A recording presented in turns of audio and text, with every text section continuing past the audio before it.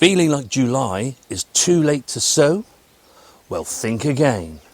While most gardeners are picking their peas and eating their tomatoes, savvy gardeners are doing something else too. They're sowing seeds ready for the next round of harvest. And in today's video, we'll tell you exactly what you can be sowing in the month of July.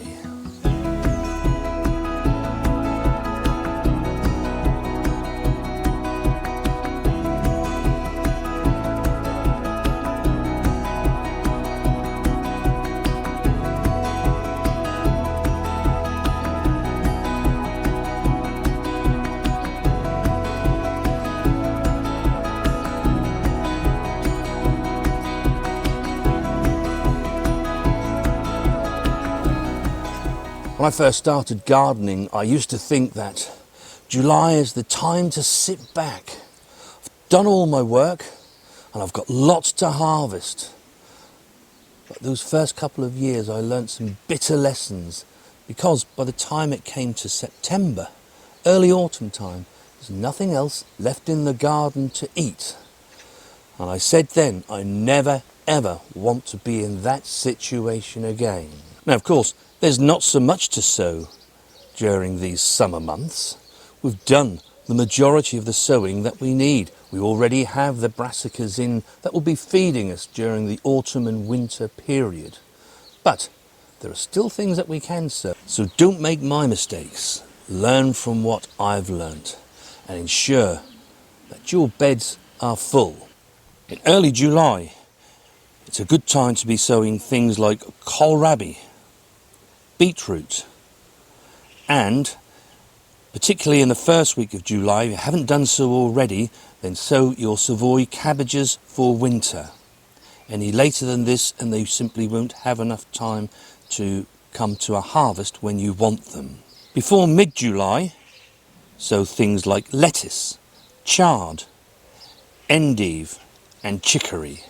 After mid-month, it's time to be sowing Florence fennel for bulbs, chervil and coriander, landcress, wild rocket and Chinese cabbage. By late July, it's time to be thinking about sowing your spinach.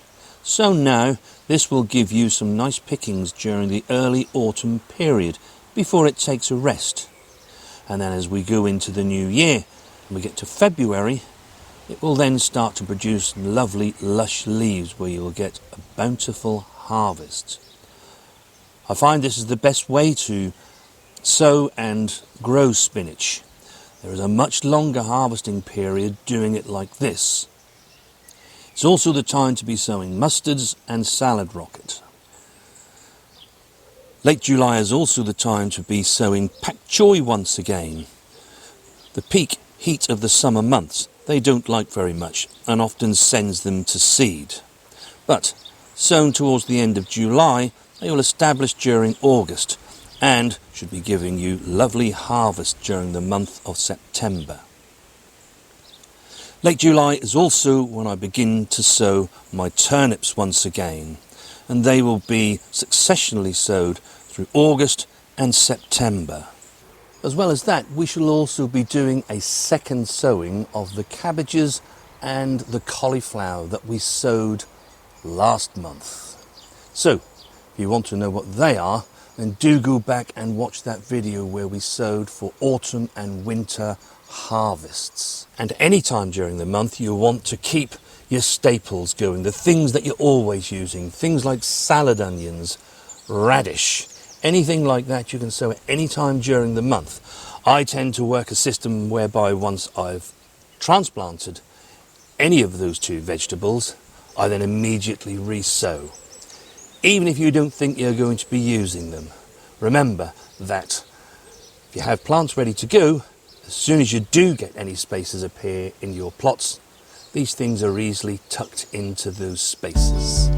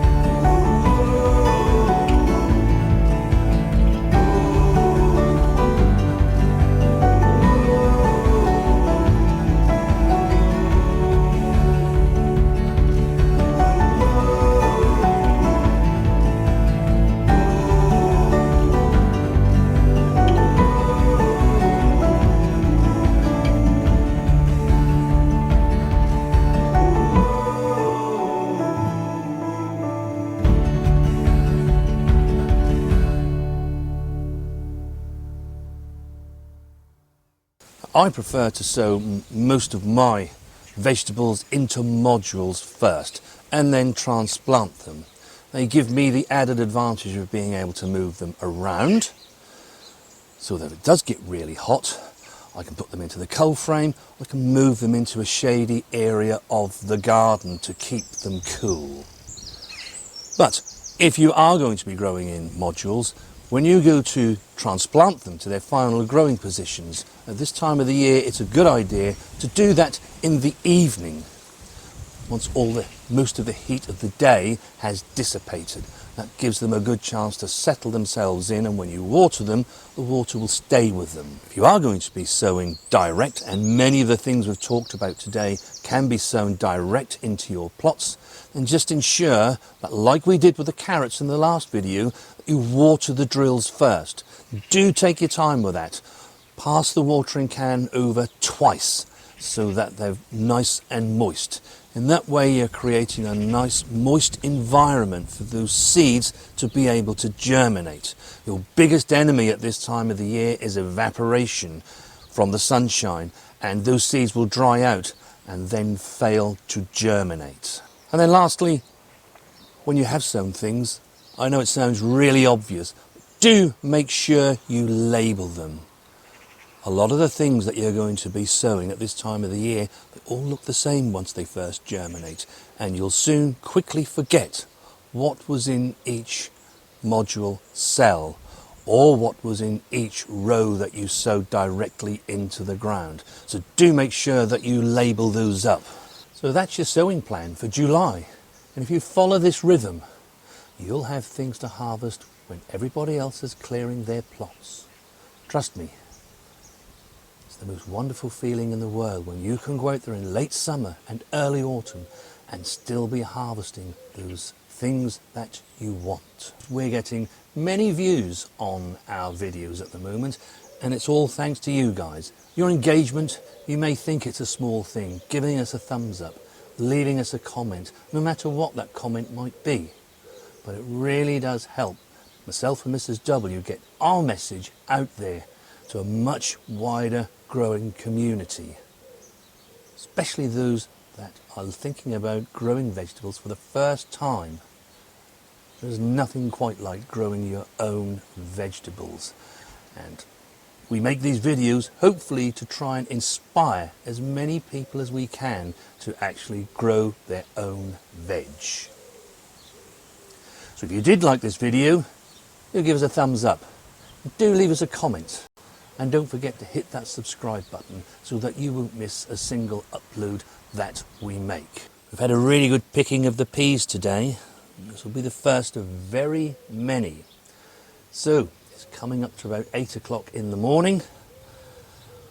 We need to go down to the relative shade of our patio, Mrs. W, and start popping these pods and getting them into the freezer so that we can enjoy this taste all through the year and not just during the summer months. Remember, healthy soil equals healthy plants that give you big harvests.